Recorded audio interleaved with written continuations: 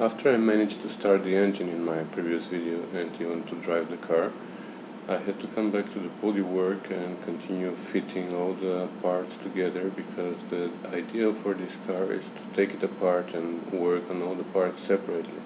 But before that I had to make sure that all the doors, panels, fenders and everything matched each other, and this is what I'm doing now. First of all, I had to make sure that this door closes, because it wasn't even closing.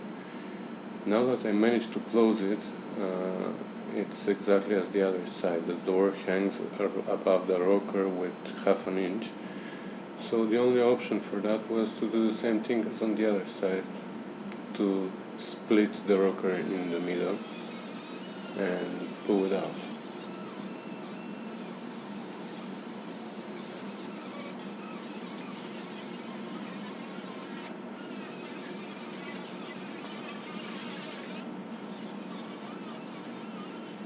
This wasn't the most comfortable situation, so I decided to lift the car in the air, put some stands underneath, and then safely work under the car. I'm cutting the bottom lip here. It was spot welded, so it was easy.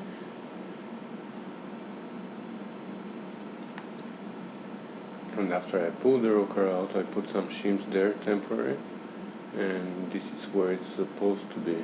That's more than half an inch actually at some areas. But now the door is leveled. The other problem is all the gaps around the door.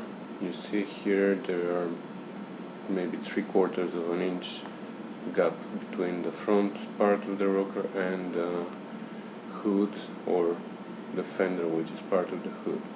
At the bottom it's the same thing. I can shove my hand there. So I not only have to pull the rocker out, but also I have to move it up, which is the next thing I'm gonna do. This side the gap is pretty much okay, only at the top I need to figure out something here to add a little bit to the door maybe. So yeah, I had to cut the rocker completely out.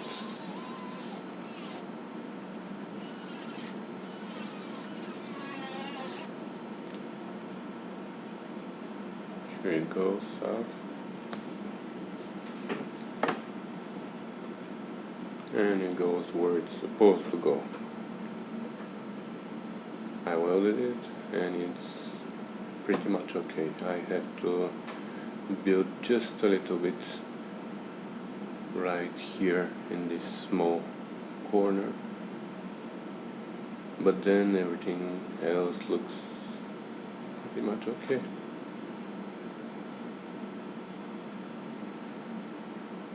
I haven't worked on the front part yet, and this is next.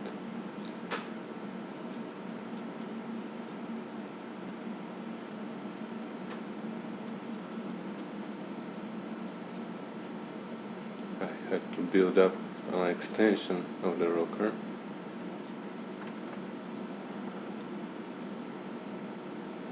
which looks like that.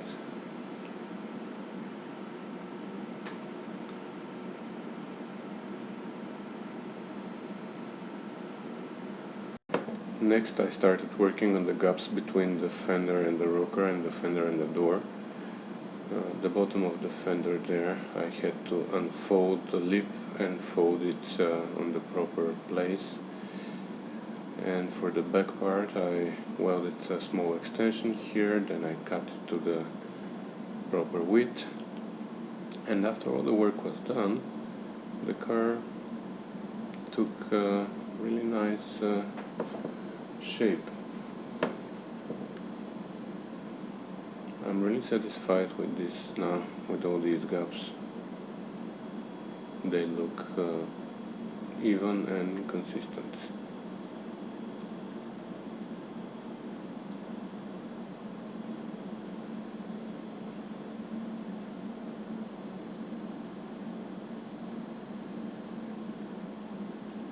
The alignment, a bit between the door and the rocker now is more than okay for me.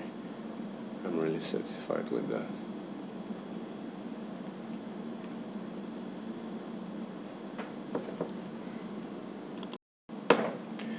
The inner fenders or the wheel wells needed some attention too, because there were some rusty holes. Also here somebody tried to fix something and obviously didn't care what the car will look like, so that's really nasty. And on the other side I already cut off everything. It looked exactly the same as on the left side, so I cut off these pieces already until I reached some solid base, and I'm gonna weld these pieces of sheet metal that I cut. I prepared for here, and I also prepared this plate which is gonna fit there like that.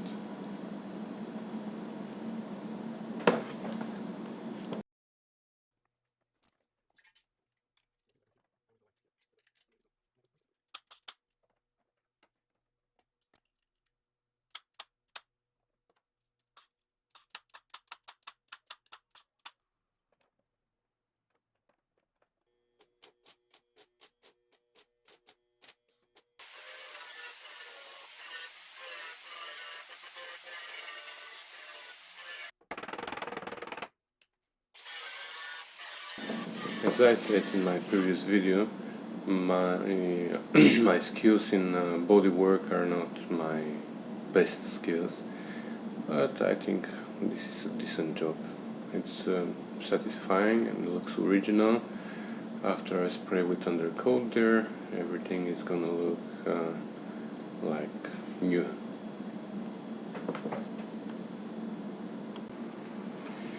Now here you can see how the whole curve of the fender is obviously distorted and doesn't match the front valance.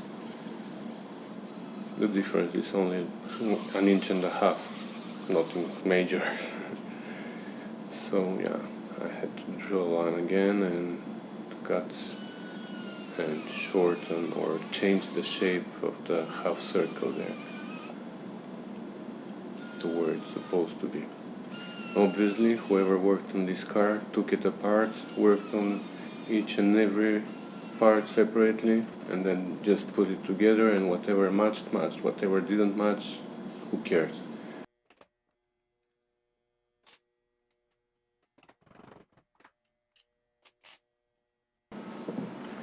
While I was doing that, I peeled off a lot of Bondo around the half circle there, and you can see it was like Frankenstein car, but at least now the shape matches.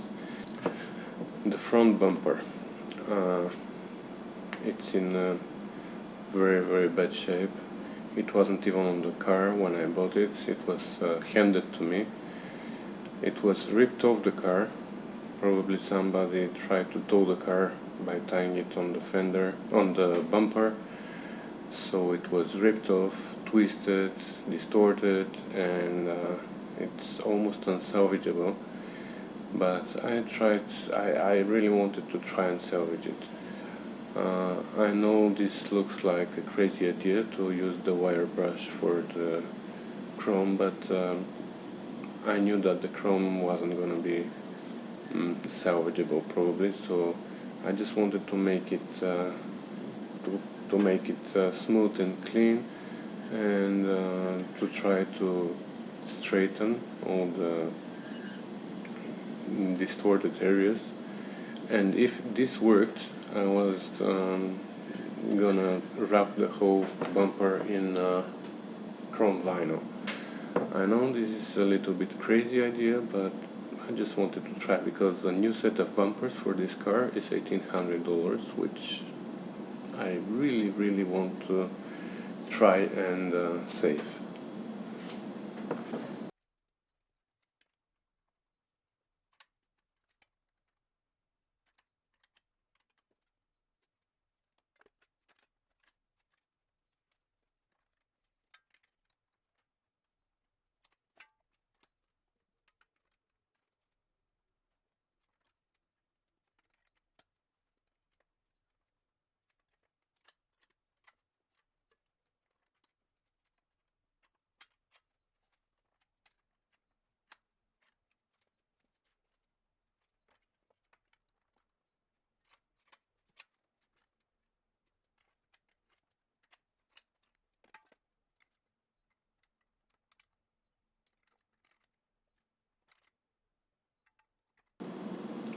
And believe it or not, after I fought for about an hour with the bumper and the overriders, I really did a good job, because this is what the whole front bumper looks like now. And after that gets wrapped in chrome vinyl, I'm sure it's gonna look like brand new.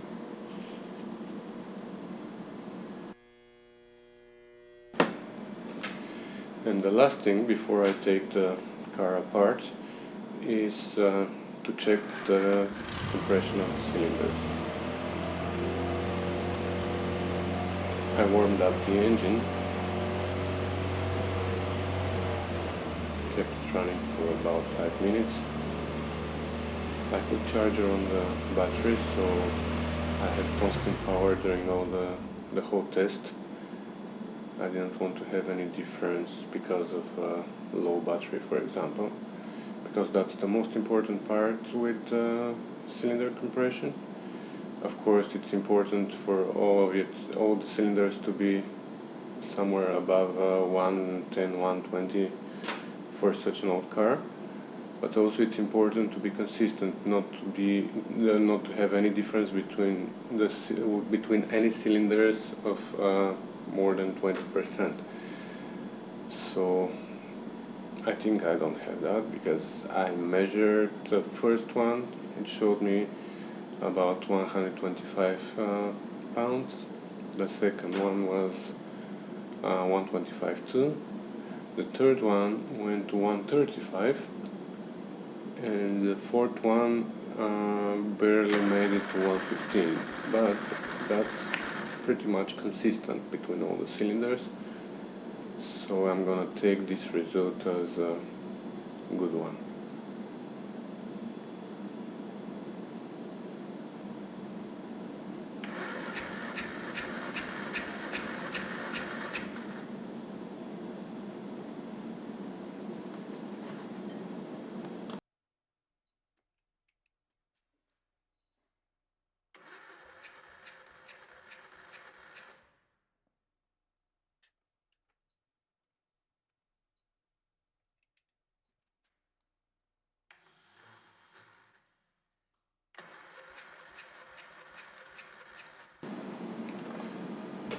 Did I say one last thing? No, actually there was one more thing that I wanted to do before I take the car apart, and that was to give it one more ride. I just couldn't stand it. So I drove a little bit in the backyard.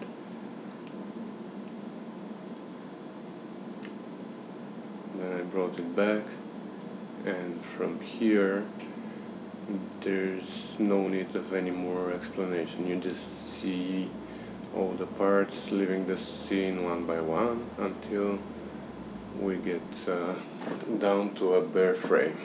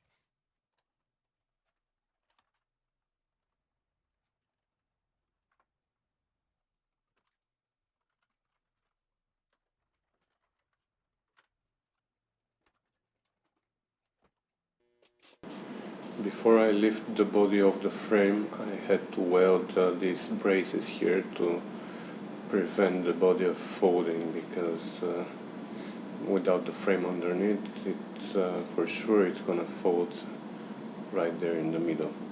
So I reinforced it with temporary braces.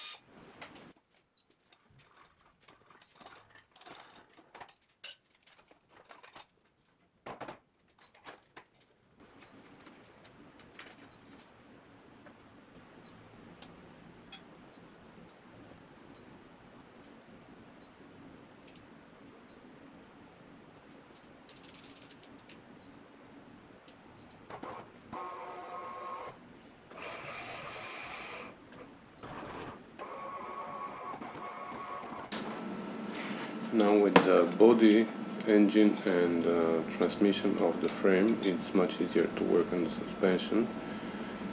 So I started working on that. Here you can see already the rear suspension and differential are taken off. On the next day I worked on the front suspension. Here some of the bolts were a little bit stubborn, so I had to give them some advice with my fireworks, and I think that day I managed to work only to take out only the left side of the front suspension, yeah. And I had to clean the area because on the day after I had to use this space for some limousine work. So I'm just putting everything into my little Spitfire corner.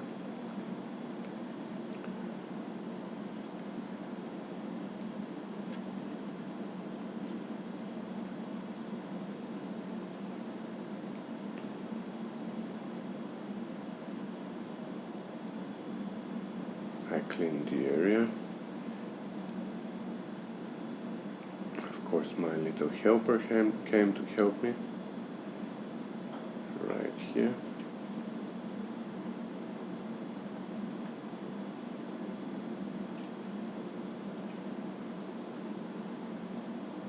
And that's my Spitfire corner. There on the floor I still have parts that I have to clean, and after I clean them I will organize them on the shelf. And here I already organized all the hardware. I kept it marked what goes where so I don't mix it up. And here on the bench I have the frame. It's ready to be ground, cleaned, painted, etc. Somebody already did some repairs on the frame, and they are really good repairs, except for they forgot to grind the welds. Obviously they didn't care, as I said on the video before. They didn't care what it was gonna look like, they only cared for the repairs to be strong, which they are. So in my next video I'm gonna start with grinding, painting and cleaning and welding and probably putting parts together. So see you next time.